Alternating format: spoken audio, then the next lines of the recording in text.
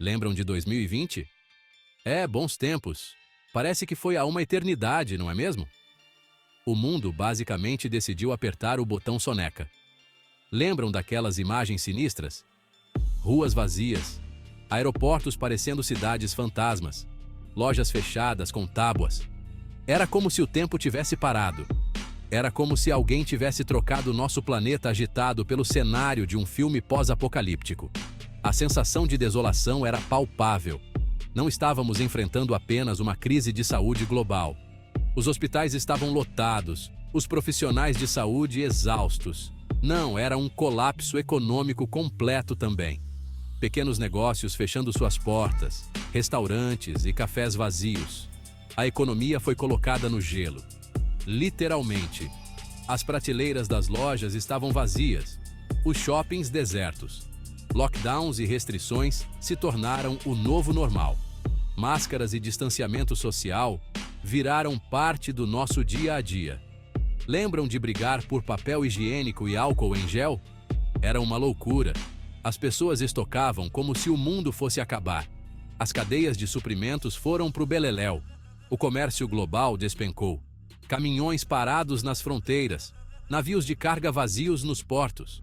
Foi o equivalente econômico de uma montanha russa descarrilando de repente. O mercado de ações despencou. As pessoas estavam com medo, e com razão. A incerteza era a única certeza. Empregos desapareceram da noite para o dia. Escritórios ficaram vazios. Empresas fecharam. Empresas, grandes e pequenas, lutavam para se manter à tona. A sobrevivência era a prioridade. O mercado de ações, geralmente um farol de otimismo, deu um chilique. A volatilidade era extrema. O Dow Jones teve sua maior queda de pontos em um único dia na história. Foi um choque para todos. Lembram de pensar: bem, isso é bom, está tudo bem? Eu também não. A ansiedade estava em alta. O mundo prendeu a respiração. Todos esperavam por boas notícias, mas elas eram raras.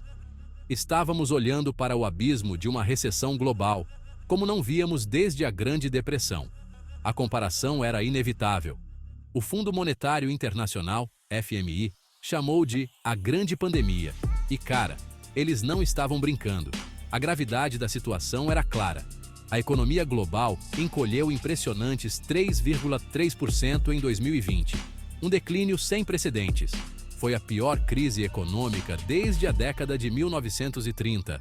A história parecia se repetir. Então, não era exatamente o melhor momento para começar um negócio de pão de fermentação natural. A menos que você estivesse vendendo junto com uma dose saudável de medo existencial. A vida cotidiana mudou drasticamente. À medida que o choque inicial da pandemia passava, os países começaram a sair de seus lockdowns, piscando como toupeiras confusas sob a luz do sol. Foi um momento de alívio e incerteza, com todos tentando entender o que viria a seguir. Mas aqui está a questão sobre as recuperações econômicas. Elas não são do tipo tamanho único.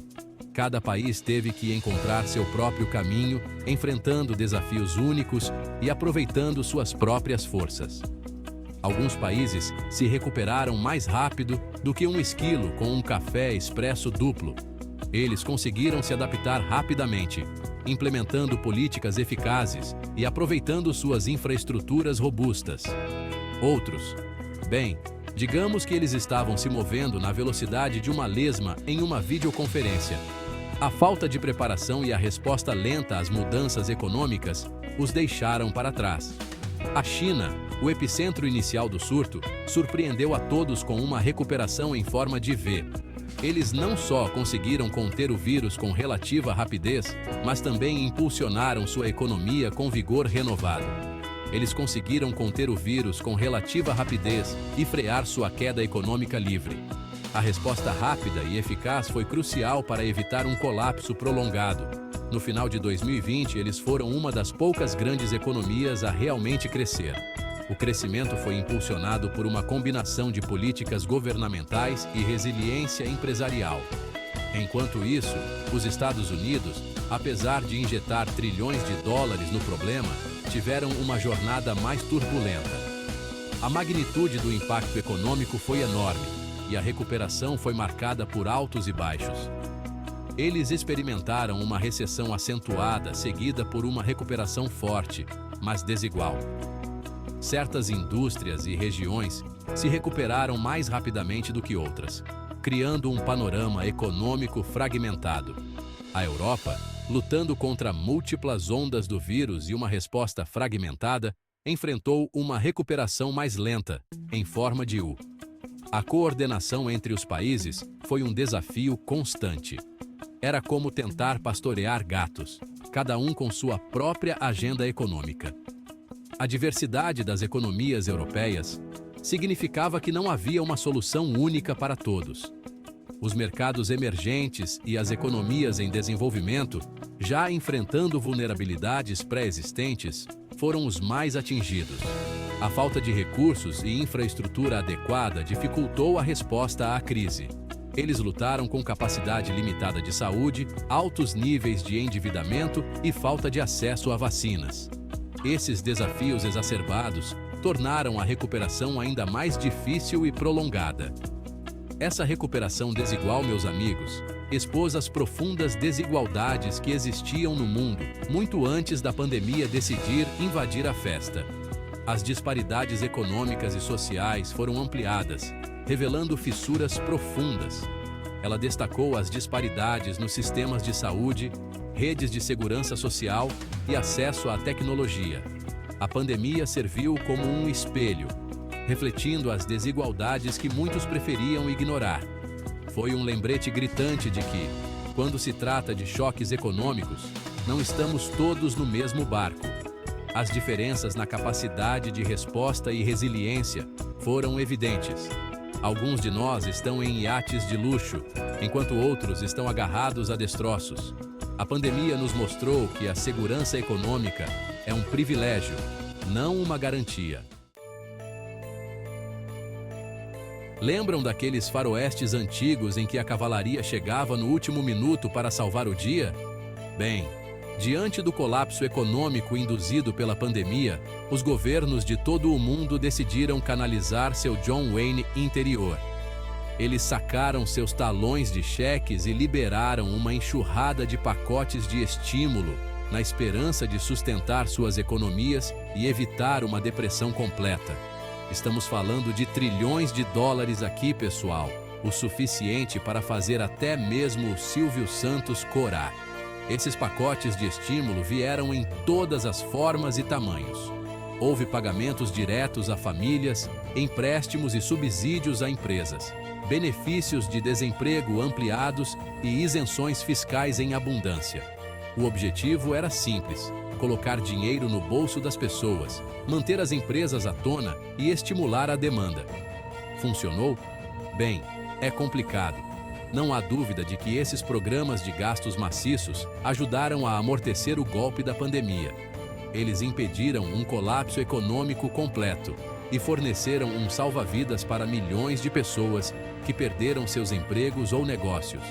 Mas eles também vieram com um preço alto. A dívida do governo disparou e a inflação mostrou sua cara feia em muitos países. Alguns economistas argumentaram que o estímulo foi muito tarde demais, enquanto outros alegaram que não foi suficiente. Era um ato de equilíbrio delicado, tentando apoiar a economia sem criar problemas ainda maiores no futuro. Pense nisso como tentar andar na corda bamba enquanto faz malabarismos com motosserras. Um negócio extremamente arriscado. Enquanto a pandemia causava estragos em muitos setores, alguns não apenas sobreviveram à tempestade como prosperaram. É como aquele velho ditado: o lixo de um homem é o tesouro de outro. Ou, neste caso, o desastre econômico de uma pandemia é o lucro recorde de outra empresa de tecnologia. A indústria de tecnologia, em particular, emergiu como a grande vencedora de toda essa confusão. Com todos presos em casa, grudados em suas telas como zumbis digitais, a demanda por tudo relacionado à tecnologia explodiu. As chamadas do Zoom se tornaram as novas reuniões de escritório. A Netflix se tornou a nova saída para o entretenimento. E a Amazon se tornou o novo tudo mais. Plataformas de comércio eletrônico como Amazon, Mercado Livre e Shopify viram suas vendas dispararem à medida que as pessoas mudavam suas compras para o online. Plataformas de videoconferência como Zoom, Microsoft Teams e Google Meet se tornaram ferramentas indispensáveis para empresas e indivíduos. E os serviços de streaming como Netflix, Disney Plus e a HBO Max tiveram um aumento no número de assinantes à medida que as pessoas buscavam entretenimento e escapismo dos confins de suas casas. Foi uma corrida do ouro digital, e os gigantes da tecnologia foram os que encontraram ouro. Mas não foi apenas a indústria de tecnologia que se beneficiou. O setor de saúde também viu um aumento na demanda por telemedicina, farmácias online e suprimentos médicos.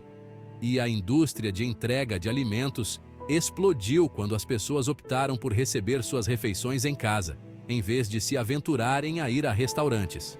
Além disso, o setor de fitness digital viu um crescimento significativo, com pessoas recorrendo a aplicativos de exercícios e aulas virtuais para manter a forma física durante o confinamento. A educação online também experimentou um boom, com estudantes de todas as idades se adaptando ao aprendizado remoto e plataformas de e-learning se tornando essenciais. E não podemos esquecer o setor de melhoramento doméstico, que viu um aumento na demanda à medida que as pessoas passaram mais tempo em casa e decidiram investir em seus espaços de convivência. Serviços de saúde mental online também se tornaram vitais, oferecendo suporte crucial em tempos de isolamento e incerteza. E, finalmente, o setor de fintech viu um aumento na adoção de serviços bancários digitais e pagamentos online, à medida que as pessoas evitavam transações físicas. Em resumo, enquanto muitos setores enfrentaram desafios sem precedentes, outros encontraram oportunidades de crescimento e inovação, moldando um novo normal em um mundo pós-pandemia.